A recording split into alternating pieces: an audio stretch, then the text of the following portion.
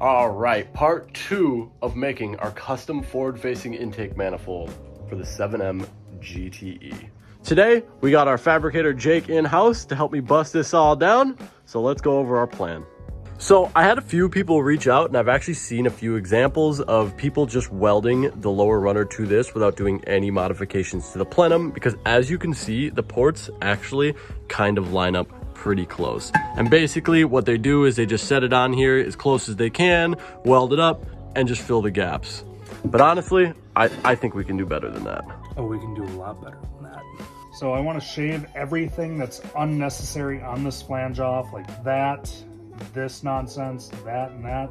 And once we get all the unnecessary stuff cut off of that, we're gonna lay some tape down so that we can trace out a template of sorts so that we can put it on to our new aluminum stock and cut out the new holes. And then once that's done, we're actually gonna take our plate and weld it to our lower runner first before we go ahead and weld it to our plenum.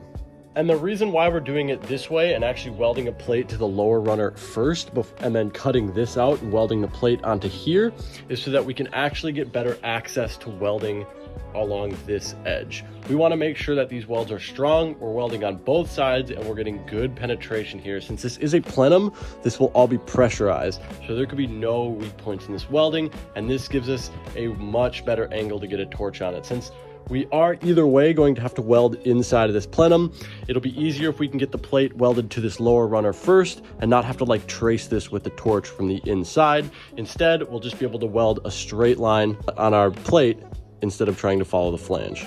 So all that being said, let's get this thing chopped up and get it prepped for our tape.